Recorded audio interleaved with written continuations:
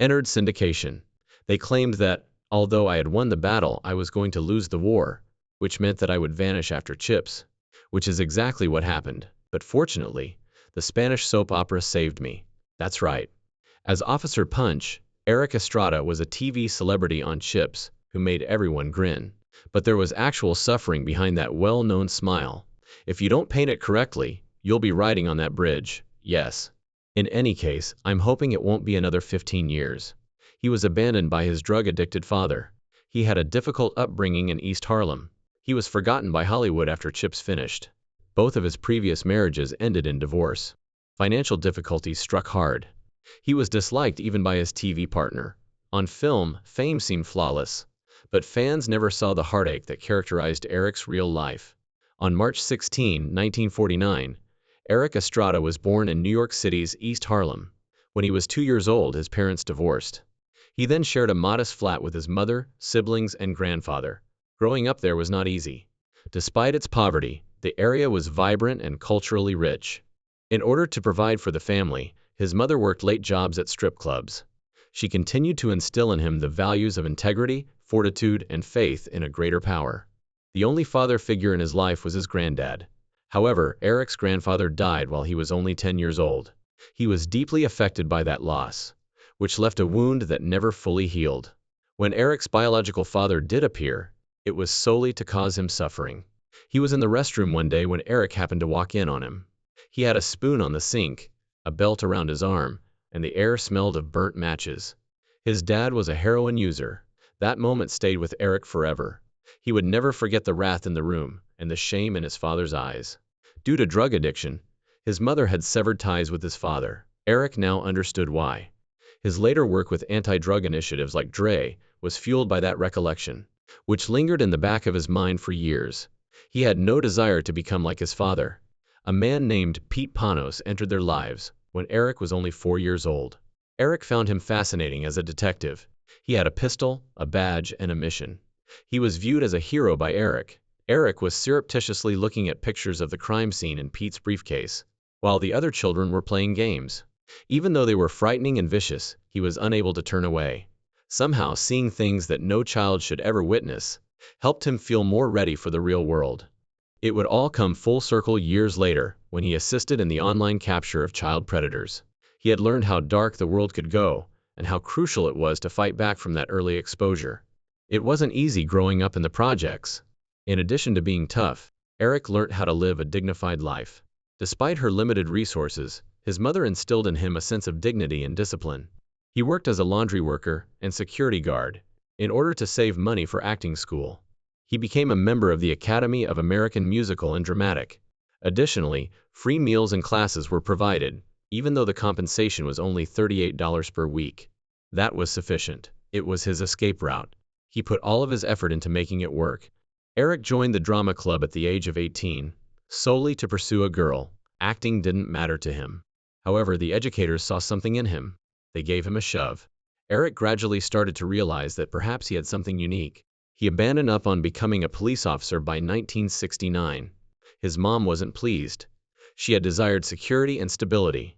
Erik then promised her he would return to New York and enroll in the police academy if he didn't succeed as an actor by the time he was 30. 32 was the cutoff age. He had a little more than 10 years to establish his worth. He persevered well into the early 1970s. He trained 12 hours a day at AMDA. He studied voice, movement, and scene-holding techniques. In order to pay for his tuition, he worked night jobs at diners. He tried out for the movie The Cross and the Switchblade in 1970. He read more than just the script. He waved a pretend knife around the room and ad-libbed lines, acting like a true gang member. The folks in the room were astonished, but it was effective. He was immediately given the part by the director and Pat Boone, the main actor. Estrada portrayed gang boss Nicky Cruz, whose life is transformed by a pastor. It struck near to home since it was based on a true story. As a child, Estrada recalled witnessing his father take heroin. He could never forget the scene in the bathroom, with the spoon on the sink and the belt over his arm. Because of its message of change and salvation, the movie is being screened in hundreds of youth centers more than 50 years later. However, a successful part did not guarantee that Hollywood would open its doors. Estrada wanted to play a teenage police officer in George C. Scott's 1972 film, The New Centurions. He was certain that the part was ideal for him. The producers, however, disagreed. He wasn't even taken into account, but he was not going to give up. They eventually gave in after he persisted in showing up, begging and pressing. He received the part. Sergio Duran was his name. For the first time, a Latino actor portrayed a serious, non-traditional police officer. Estrada cared about that. Up until then, he had always been cast in criminal parts, despite having grown up wanting to be a police officer. He stated, "I always played the guy with the brick, the knife, or the gun. However, I needed a job. Even if I was portraying a thief, it made no difference. It was similar to working as a plumber. Simply go where the work is." From 1972 to 1977, Estrada established a solid reputation. Even though he wasn't yet well known, he never stopped working. He appeared in films such as Trackdown, Midway, and Airport 1975. He was everywhere on TV. Beretta, the $6 Million Man, Manx, and Cack. He was also once more typically the tough man with the pistol. Every part sharpened him, yet he joked about it. Then came 1977. CHiPs, a new show on NBC, debuted. Estrada portrayed California Highway Patrolman, Frank Poncherello. He arrived with a smile that could light up the entire screen, riding a motorcycle, and sporting that gleaming California Highway Patrol uniform. Prior to this, he appeared in minor roles in films such as Airport 1975, The Cross, and The Switchblade. However, this was not like the others. Everything changed at this point. He was more than just an actor all of a sudden. He was Ponch, and he was adored in America. There weren't many Latino celebrities hosting primetime TV shows at the time. One of the first was Erik. Puerto Rican by birth, he was born in 1949, grew up in Spanish Harlem, and, strangely, didn't speak much Spanish at the time. He had no idea how to write or read it. Later on, though, that altered. After becoming well known, he began studying the language in an effort to better connect with his background, something he had not previously fully embraced.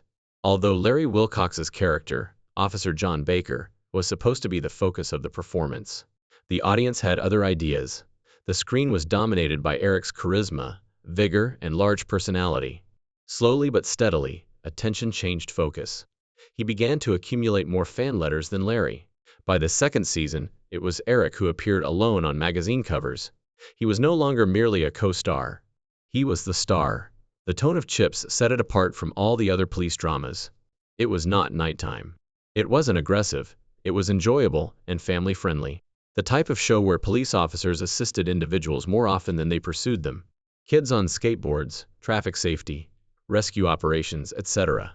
No grim realism, no brutal shootouts, just motorcycles, sunshine, and positive energy. That's what kept it popular for 6 seasons in a row. Perhaps a bit too seriously, Erik took the part seriously. He trained for 8 weeks straight, because when they hired him, he didn't even know how to ride a motorcycle. Not a joke. He didn't stop there, though. Despite the danger, he continued to perform his own stunts. Things went horribly wrong in 1979. He cracked his ribs and damaged both wrists after being flung off his 900-pound bike. Production was forced to stop.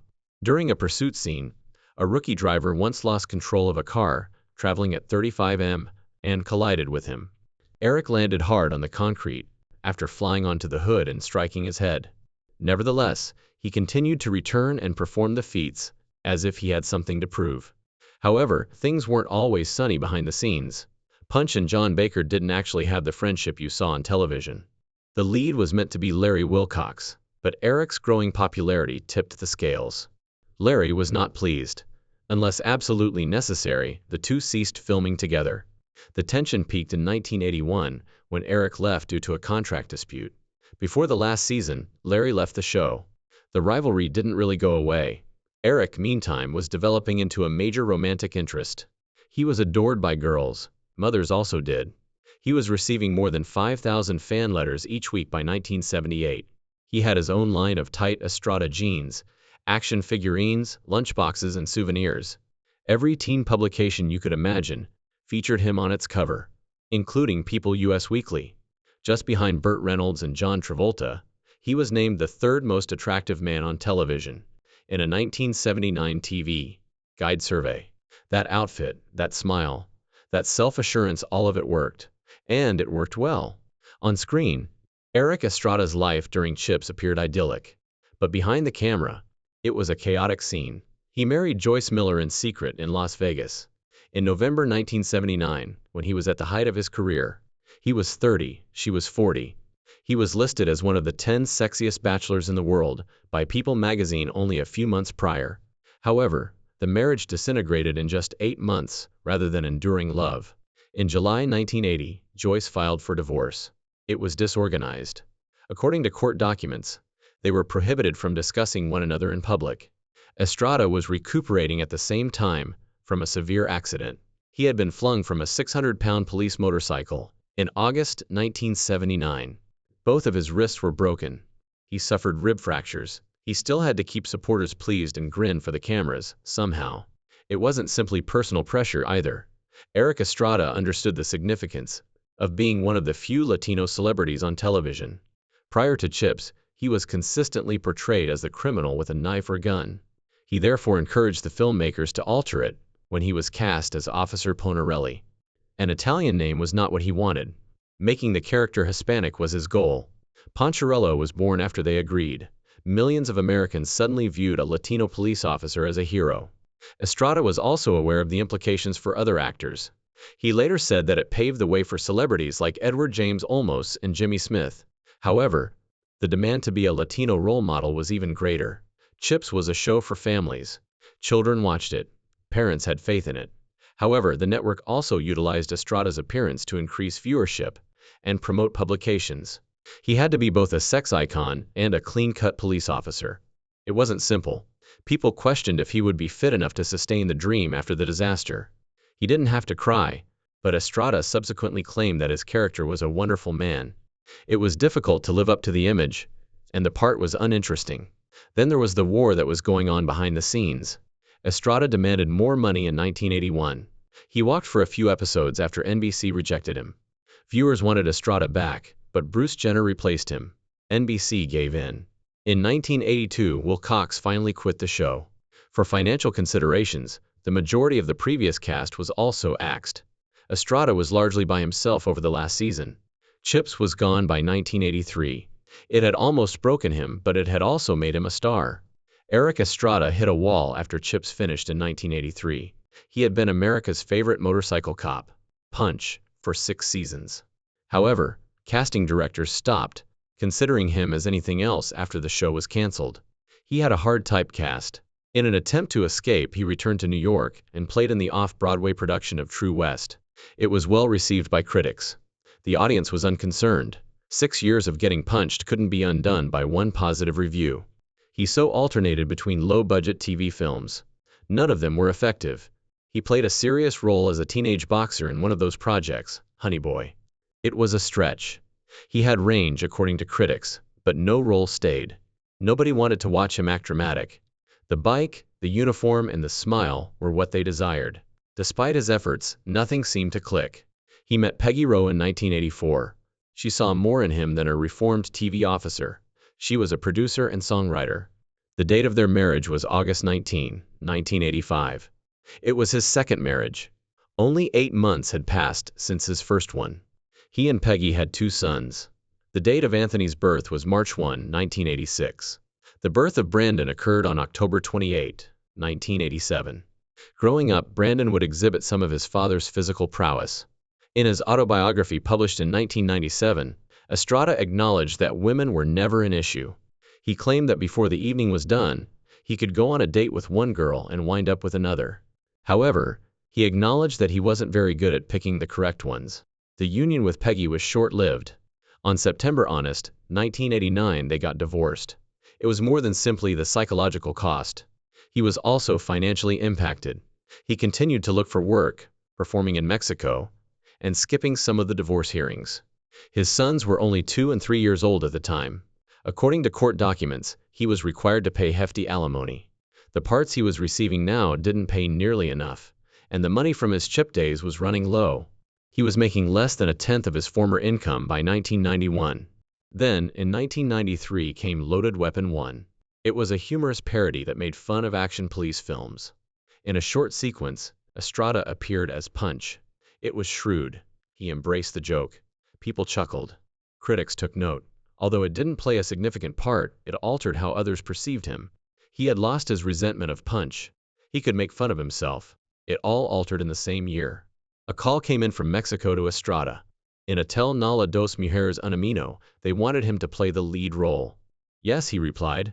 100 episodes were planned. It surpassed 200. It wasn't your typical acting job. He was chosen to play Johnny, a truck driver in Tijuana. That drew questions despite the fact that he didn't speak Spanish well. Estrada, who was up in Spanish Harlem and is well known for playing Punch and Chips, is of Puerto Rican descent.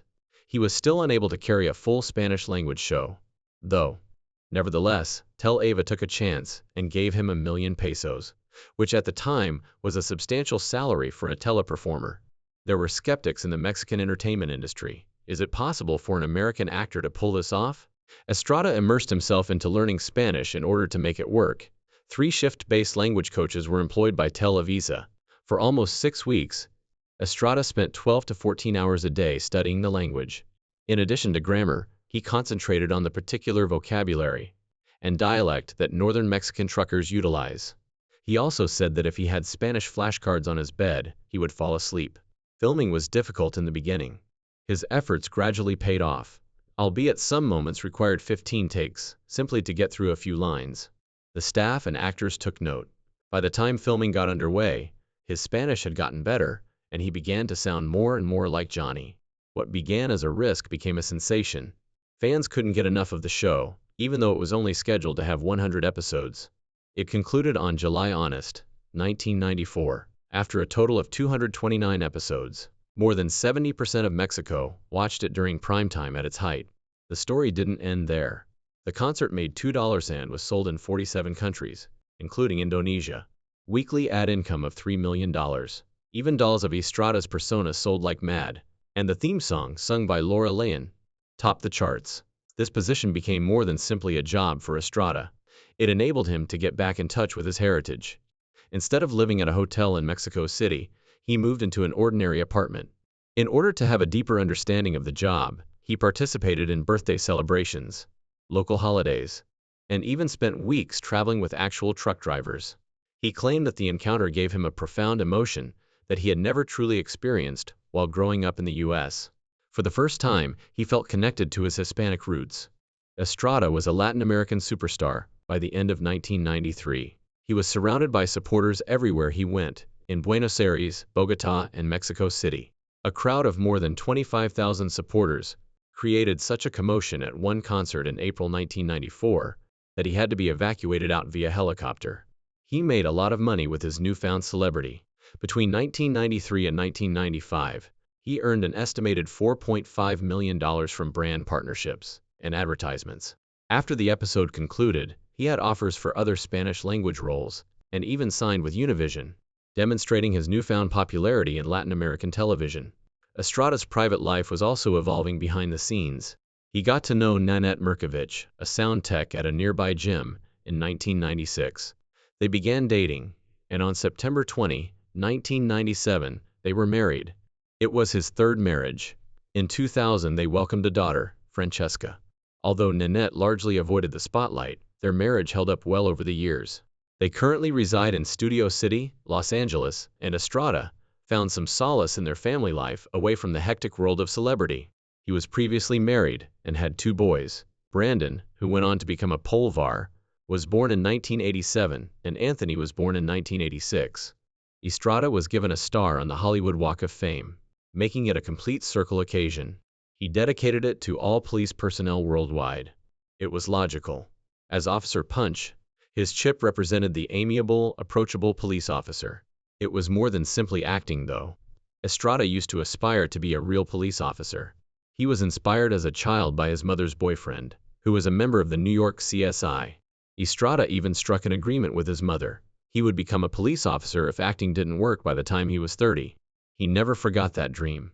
Hollywood wasn't all that his star was about. It also had to do with public service. Then came 2002. Estrada played himself in the comedy Van Wilder, which introduced him to a new generation. Despite having a modest $5 million budget, the Ryan Reynolds film made over $38 million at the box office. College students loved it, and it was wild and silly. Estrada had a short but astute appearance. It kept his name current while making fun of his celebrity.